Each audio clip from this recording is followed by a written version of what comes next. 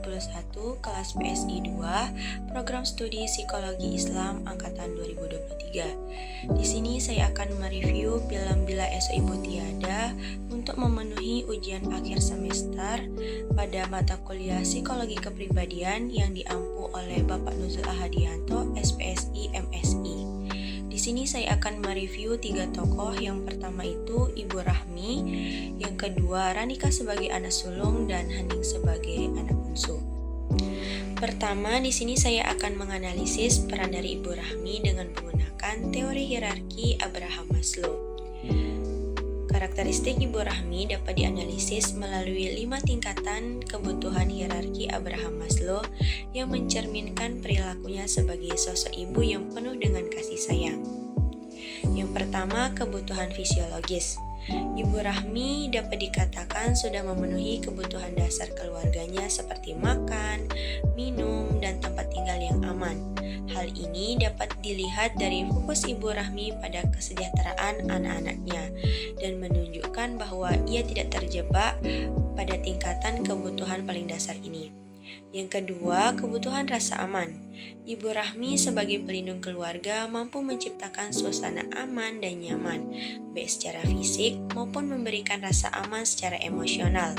Rasa aman ini tercermin dari cara Ibu Rahmi memberikan nasihat dan dukungan kepada keempat anaknya, yang membuat mereka merasa dilindungi dan didukung sepenuhnya. Yang ketiga, kebutuhan cinta dan kasih sayang. Peran Ibu Rahmi sangat menonjol pada tahap ini. Ia selalu menunjukkan kasih sayang yang besar, cinta, perhatian, dan empati kepada keempat anaknya, terutama di saat mereka tengah menghadapi situasi yang sulit. Hubungan emosional yang erat dengan keluarga memperlihatkan betapa Ibu Rahmi mencintai keempat anaknya. Yang keempat, kebutuhan harga diri. Sebagai seorang ibu, Ibu Rahmi mendapatkan rasa percaya diri dan penghargaan dari perannya sebagai seorang ibu. Dedikasi dan pengorbanannya untuk keempat anaknya menunjukkan bahwa ia merasa dihargai dan bangga atas kemampuannya menjadi sosok orang tua tunggal dan mampu menjaga keluarganya dengan utuh. Dan yang terakhir, kebutuhan aktualisasi diri. Ibu Rahmi tampaknya sudah mencapai tahap ini. Ia fokus bukan hanya pada kebutuhan dasar keluarganya, tetapi juga membantu mereka berkembang menjadi pribadi yang lebih baik. Dedikasinya terlihat dari motivasi dan dukungan yang ia berikan kepada keempat anaknya agar tetap rukun dan bisa menghadapi berbagai tantangan hidup. Secara keseluruhan, Ibu Rahmi adalah sosok ibu yang penuh kasih sayang, perhatian, dan berdedikasi, sehingga bisa memenuhi setiap tingkatan kebutuhan dalam hierarki Abraham Maslow. Baik, yang kedua di sini saya akan menganalisis peran dari Ranika dengan menggunakan teori kepribadian humanistik Carl Rogers. Ranika adalah anak sulung dari 4 bersaudara. Ia memiliki peran sekaligus tanggung jawab yang besar untuk keluarganya setelah kepergian sosok ayah. Dalam hal ini, self-konsep Ranika terbentuk dari 2 konsep utama, yaitu ada real self dan ideal self. Real self Ranika adalah dirinya yang sebenarnya lelah, tertekan, bahkan terbebani oleh ekspektasi keluarganya. Ia merasa terkurung oleh harapan besar sehingga seringkali frustasi dan kehilangan kebebasan untuk menjalani kehidupan yang ia inginkan. Sebaliknya, ideal self-nya adalah gambaran diri sempurna yang diharapkan oleh keluarga dan dirinya sendiri. Sosok kakak yang tegas, kuat, penuh perhatian, dan mampu menjaga keharmonisan keluarga. Ketidaksesuaian antara real self dan ideal self menciptakan incongruent, yaitu konflik batin yang muncul ketika ia merasa gagal memenuhi harapan atau tidak dihargai atas usaha yang dilakukan. Tekanan ini seringkali memicu sikap otoriter Ranika sebagai upaya memenuhi perannya sesuai ideal self. Namun, sikap tersebut justru menimbulkan konflik dengan adik-adiknya. Setelah kehilangan sosok ibu, Ranika mulai merenung dan menyadari bahwa menjadi kakak yang baik tidak harus sempurna.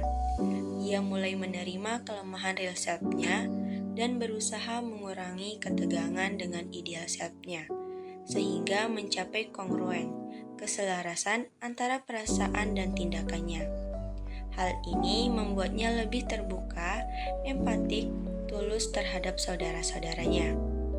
Dalam teori Rogers, terdapat positive regard, yang dimana Ranika lebih menunjukkan conditional positive regard, yakni penerimaan bersyarat kepada adik-adiknya, yang bergantung pada kepatuhan mereka terhadap aturan.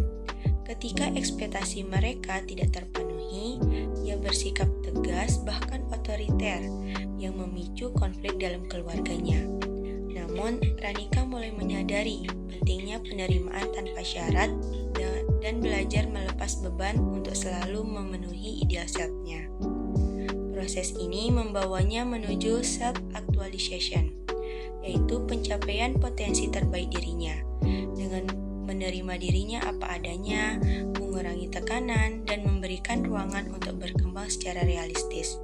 Ranika menjadi lebih autentik dan jujur dengan perasaannya. Hubungan dengan saudara-saudaranya pun menjadi lebih hangat, mendukung, dan harmonis. Ranika semakin dekat dengan keadaan self-actualization, di mana ia dapat menerima kelemahan sekaligus mewujudkan potensi terbaik dirinya.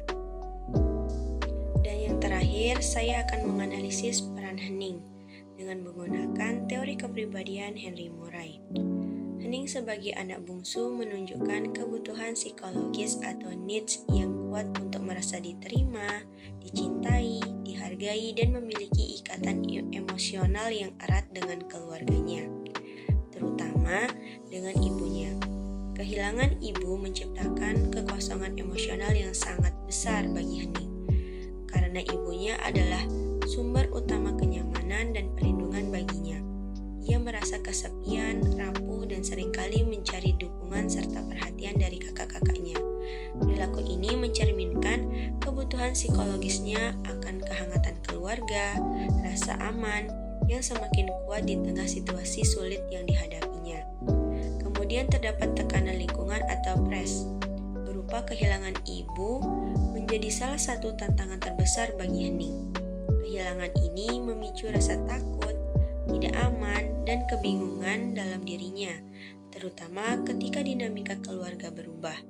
Ia juga merasakan tekanan dari harapan saudara-saudaranya untuk belajar menjadi lebih dewasa dan mandiri. Hal ini menciptakan konflik batin antara keinginannya untuk tetap bergantung dan kebutuhan untuk mulai memahami peran barunya dalam keluarga. Motivasi Henning muncul dari interaksi antara kebutuhan psikologisnya dan tekanan lingkungan yang ia hadapi. Meskipun ia sering memendam perasaannya, Henning memiliki motivasi untuk menjaga keharmonisan keluarga dan menciptakan suasana yang penuh kehangatan tanpa konflik.